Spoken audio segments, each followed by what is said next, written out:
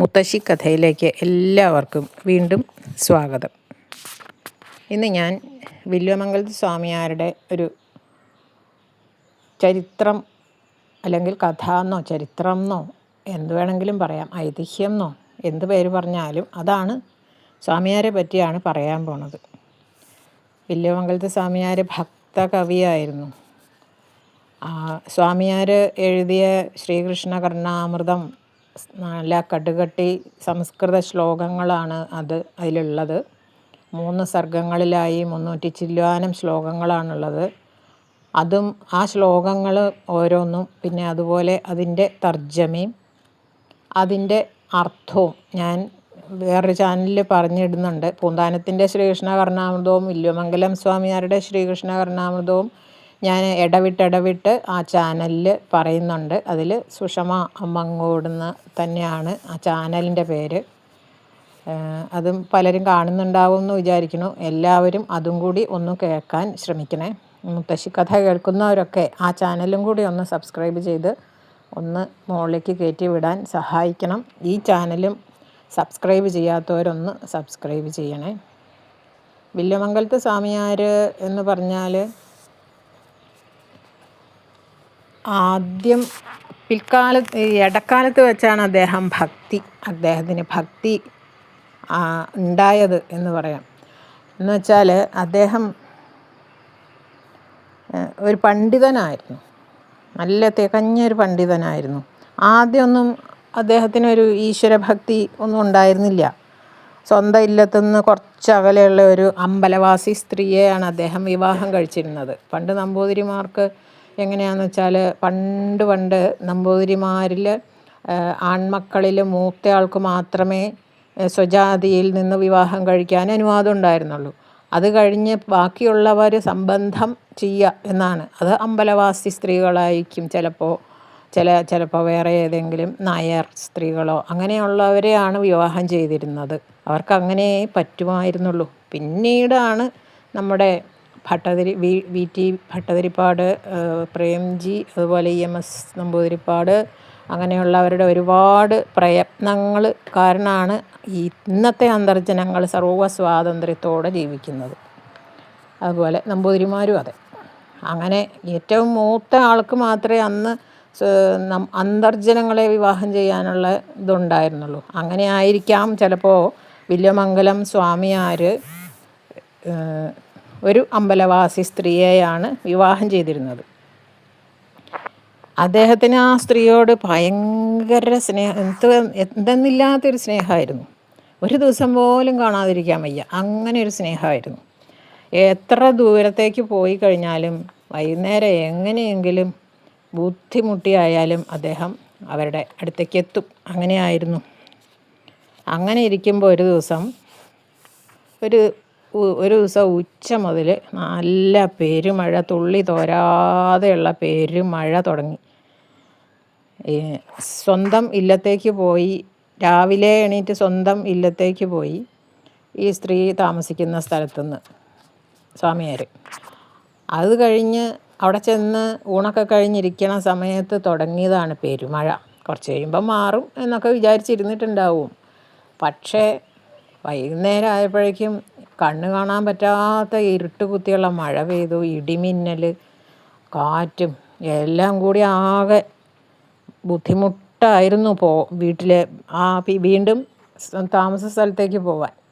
ഇല്ലത്ത് വന്ന് ഊണും കഴിച്ച് വൈകുന്നേരമായി അങ്ങോട്ട് പുറപ്പെടാൻ നോക്കുമ്പോൾ ഒരു നിവൃത്തിയില്ല. അതുപോലെ അദ്ദേഹത്തിനാണെങ്കിൽ ഈ സ്ത്രീ അവിടെ ഒറ്റയ്ക്കാണ്. അപ്പോൾ ഒരു പേടിയും ഉണ്ടാവും. അപ്പോൾ അവരുടെ അടുത്തേക്ക് എങ്ങനെയെങ്കിലും എത്തിയേ തീരൂ എന്നുള്ളൊരു വാശിയും. അങ്ങനെ പുറപ്പെട്ടു. എന്തായാലും പോവാണ്ട പറ്റില്ല എന്ന് വിചാരിച്ചിട്ട് ഒരു ചൂട്ടൊക്കെ എടുത്ത് ചൂട്ടും മിന്നിച്ച് ഒരു ഓലക്കുടയും പിടിച്ച് അങ്ങ് പോയി. ഇല്ലത്തുനിന്ന് ഇറങ്ങി. മഴ തുള്ളിക്കൊരു കുടം എന്ന് പറയണ പോലെ പെയ്തുകൊണ്ടിരിക്കുകയാണ്. അതിൻ്റെ ഇടയിൽ ചൂട്ട് നനഞ്ഞു കിട്ടും. അത്രയ്ക്ക് നല്ല മഴയാണ്. തീ അണഞ്ഞു പോയി ഈ ചൂട്ടിൻ്റെ. എന്നാലും പോയിട്ട് തന്നെ കാര്യം എന്ന് സ്വാമിയാരും വിചാരിച്ചു. ഈ ഇരുട്ടിൽ ഇങ്ങനെ തപ്പിത്തടഞ്ഞ് അദ്ദേഹം ഒരു പോണ വഴിക്കുള്ള ആ പുഴക്കരയിലെത്തി.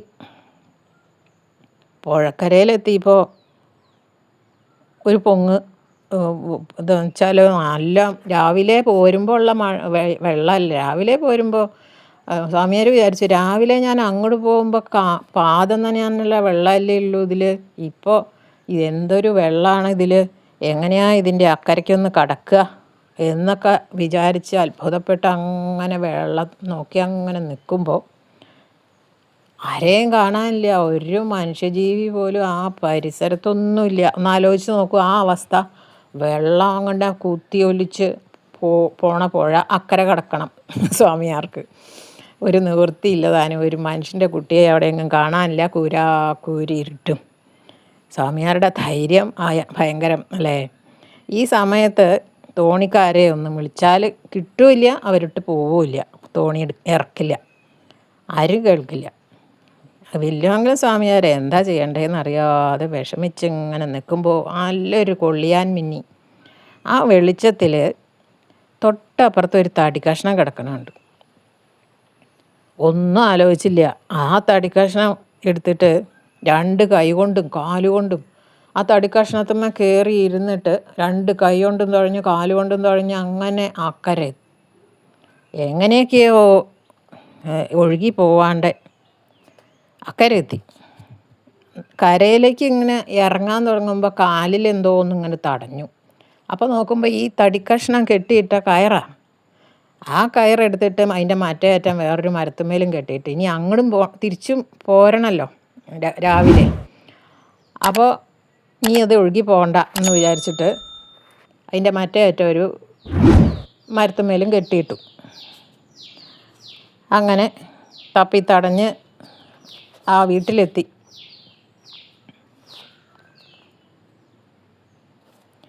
അർദ്ധരാത്രി ആവാറായപ്പോഴാണ്, സന്ധ്യ കഴിഞ്ഞപ്പോൾ പുറപ്പെട്ട ആളെ അർദ്ധരാത്രി ആവാറായപ്പോഴാണ് ആ ഭാര്യ വീട്ടിൽ എത്തിച്ചേർന്നത്. ഈ ഭാര്യയാണെങ്കിൽ വരും, വരാതിരിക്കില്ല, അങ്ങനെയാണല്ലോ പതിവ്. അതുകൊണ്ട് വരാണ്ടിരിക്കില്ല മഴയാണെങ്കിലും എന്ന് വിചാരിച്ചിട്ട് ഇങ്ങനെ കാത്തിരുന്നായിരുന്നു. അത്രയും പതിവ്രതയാണ്, സുശീല ആയിട്ടുള്ള ഒരു നല്ലൊരു സ്ത്രീരത്നമായിരുന്നു അദ്ദേഹത്തിൻ്റെ സഹധർമ്മിണി. വില്വാമംഗലം നനഞ്ഞു കുളിച്ച് പെരുമഴയത്ത് കയറി ചെന്നു. അപ്പോൾ ഈറ മാറാനൊക്കെ കൊടുത്തു, മുറുക്കാൻ കൊടുത്തു. മുറുക്കിക്കൊണ്ടിരിക്കണതിൻ്റെ ഇടയിൽ ഇങ്ങോട്ട് പോരാൻ പെട്ട സാഹസമൊക്കെ വില്വാമംഗലം ഭാര്യയെ പറഞ്ഞ് കേൾപ്പിച്ചു. ഇങ്ങനെയൊക്കെ ഉണ്ടായി, അത്രയും ബുദ്ധിമുട്ടിയാണ് ഞാൻ ഇങ്ങോട്ട് എത്തിയത് എന്ന് പറഞ്ഞു. അപ്പോൾ അവർ ചോദിച്ചു, ശ്രീകൃഷ്ണ ഭഗവാന്റെ ഒരു ഫോട്ടോ, ഒരു ചിത്രം അവിടെ ഇങ്ങനെ തൂക്കിയിട്ടിട്ടുണ്ട്.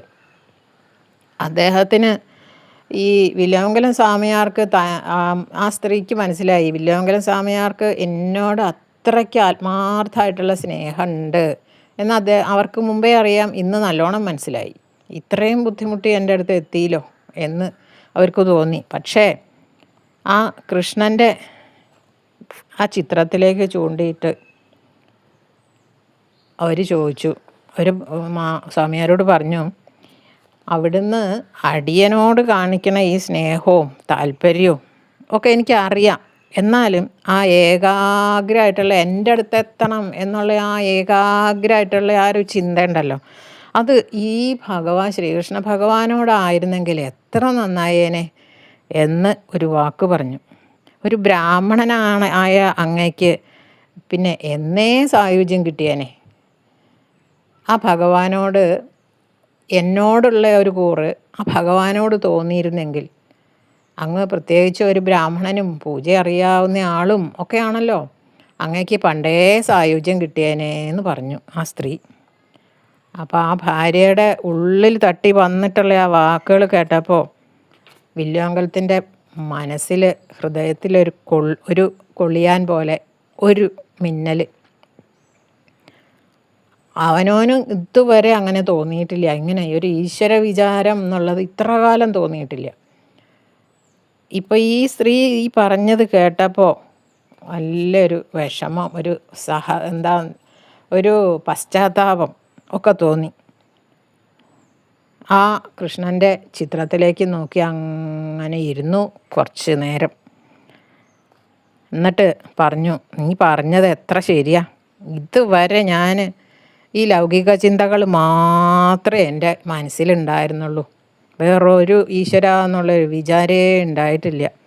ഞാൻ ഒരു ബ്രാഹ്മണനായിട്ടും ഒരു ബ്രാഹ്മണൻ്റെ ധർമ്മത്തെക്കുറിച്ച് ഞാൻ ഇത്ര കാലം ആലോചിച്ചിട്ടില്ല. അതിപ്പോൾ നീ പറഞ്ഞപ്പോഴാണ് എനിക്ക് ആ ബോധം വന്നത്.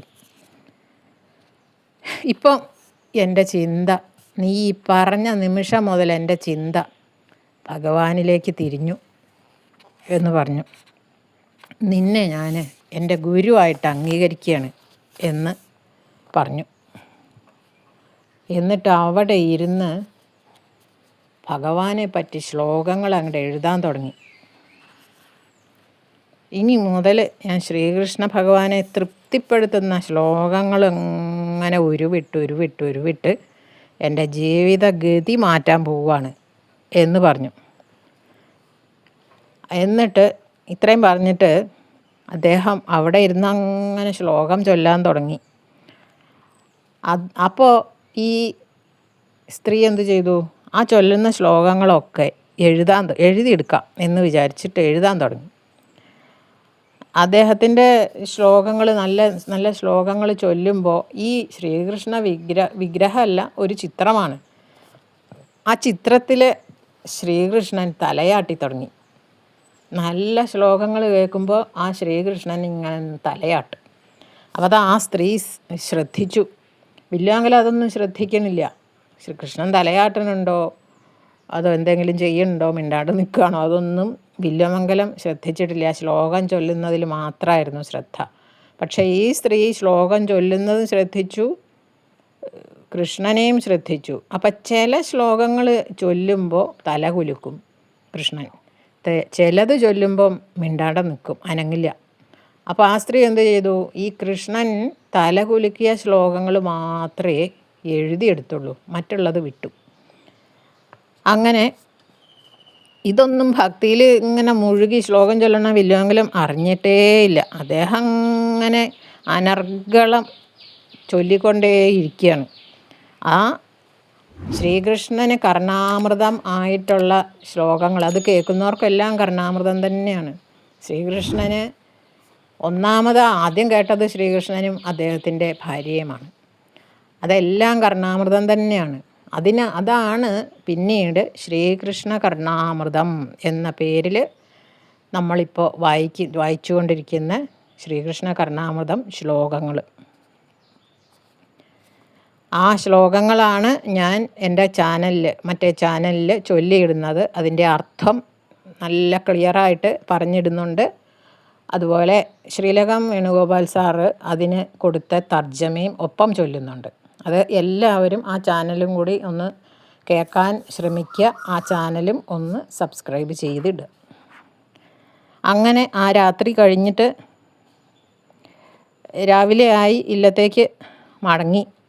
വില്വമംഗലം ഇല്ലത്തേക്ക് പോകാൻ വേണ്ടി പുറപ്പെട്ടു. ആ പുഴക്കടവിലെത്തി. തലേദിവസം കയറി വന്ന ആ തടിക്കഷ്ണം അവിടെ കിടപ്പുണ്ടായിരുന്നു. പക്ഷേ വെളിച്ചം വന്നപ്പോഴാണ് അത് തടിക്കഷ്ണമല്ല എന്ന് മനസ്സിലായത്. അത് ഒരു മനുഷ്യൻ്റെ ഡെഡ് ബോഡി, ശവശരീരമായിരുന്നു. അത് കണ്ടപ്പം സ്വാമിയാർ ഞെട്ടിപ്പോയി. ഇതുമേലിരുന്ന് തുഴങ്ങിയിട്ടാണോ ഞാൻ ഇന്നലെ ഇങ്ങോട്ട് കരയ്ക്ക് വന്നത് എന്ന് അത്ഭുതമായി. അത് മരിച്ച ബോഡിയല്ലേ, അപ്പോൾ അതൊരു തടി പോലെ ആയിട്ടുണ്ടാവും, മരവിച്ചിട്ടുണ്ടാവും.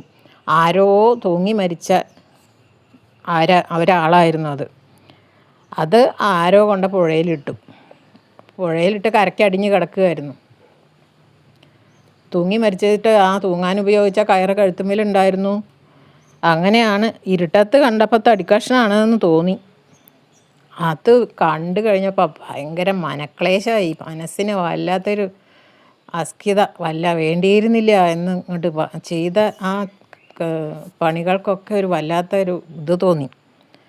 അദ്ദേഹം വേഗം ഒരു തോണി, വെളുപ്പാങ്കാലം ആയത് കാരണം തോണിക്കാർ, പിന്നെ മഴയൊക്കെ ശമിച്ചു, വെള്ളമൊന്ന് ഇറങ്ങി. അങ്ങനെ ആയപ്പോൾ തോണിക്കാർ വിളിച്ചപ്പോൾ വന്നു. തോണിയിൽ അദ്ദേഹം അക്കരെ കടന്ന് ഇല്ലത്തെത്തി. ഉടനെ കുളത്തിൽ പുഴയിലൊക്കെ പോയി കുളിച്ച് ശുദ്ധമായി. അഞ്ച് നമ്പൂതിരിമാരെ വിളിച്ച് പുണ്യാഹം ചെയ്തു, ശുദ്ധിയായി.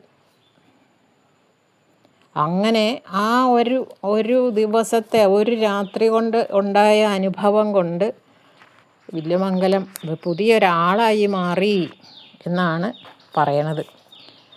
പിന്നെ വില്വമംഗലത്തിന് ഒരുപാട് സിദ്ധികൾ വേറെ ഉണ്ടായിരുന്നു. ഈശ്വരന്മാരെ നേരിട്ട് കാണാൻ സാധിച്ചിരുന്ന ആളാണ് വില്വമംഗലം സ്വാമിയാർ. ശ്രീകൃഷ്ണനും ഒക്കെ അദ്ദേഹത്തിൻ്റെ സന്തത സഹചാരിയായിരുന്നു.